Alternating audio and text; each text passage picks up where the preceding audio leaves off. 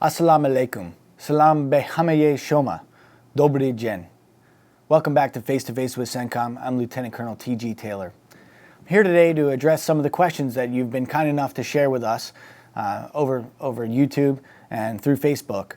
Our first question today asks about Centcom's relationships with Central Asian nations. Specifically, the viewer wonders if we cooperate with these nations, and if so, what this cooperation involves. It's a great question, and one I'm happy to address here. One of our primary missions here at Centcom is to promote and build partnerships with our partner nations throughout the Centcom area of responsibility.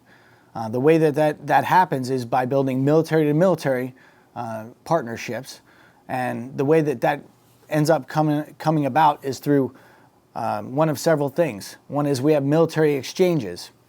Officers from Central Asian states as well as other countries throughout the AOR, or area of responsibility, will come to the United States for training events or for particular conferences. They even have representation here at our Coalition Coordination Center right here in Tampa. Another way that we promote this military-to-military cooperation is through exercises, such as exercise regional cooperation, which has been happening every year since 2004, which involves several of the Central Asian states. One important thing is that this kind of military-to-military exchange and relationship that we try to develop is not something that we do just with Central Asian states, but it's something we do with all of the countries within our area of responsibility that are our partners. And it's an important part of what we do here at Centcom. Our second question talks about some of the criminal acts committed by a few service members in Afghanistan. This is an important issue and one that I'm glad you brought up. While it's true that a small number of individuals have committed criminal acts while deployed to Afghanistan, it's also true that these acts have been condemned by our president and by all of our senior military leaders. These are acts that are not representative of U.S. forces or the intent of our forces and our mission in Afghanistan. Those individuals that have committed criminal acts have been held accountable for their actions, and we do not tolerate such actions. What's important to note is that every day there are service members serving Shona by Shona, shoulder to shoulder with Afghan forces and with the rest of our coalition partners in Afghanistan to make Afghanistan a better place, to give Afghans more opportunities for education, more opportunities for economic development, more opportunities for peace. Our third question today asks about the possibility of war with Iran.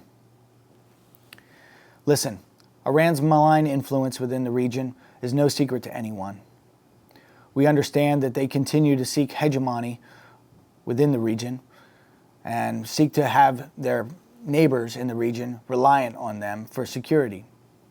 This is disconcerting to us. Our partners within the region and us wish to maintain stability, the free flow of commerce, and safety for the individuals of our partners' nations. That being said, I want everyone to know that our interactions with the Iranian Navy, IRGC, and with Iranian Air Forces have been normal. They've been in accordance with international standards, and they've been professional. We have no reason to believe that war with Iran is an imminent possibility. It's our intention that we maintain peace and security within the region, and we're going to do everything that we can to make sure that that happens. We're hopeful that a peaceful resolution is ahead of us. Thanks a lot for joining us. I want to encourage you to continue to send your questions in, and I'll do my best to address them as quickly as possible. I'm Lieutenant Colonel T.G. Taylor signing off. This is Face with Centcom. Khoda Hafez. Ma salama. Do svidanya.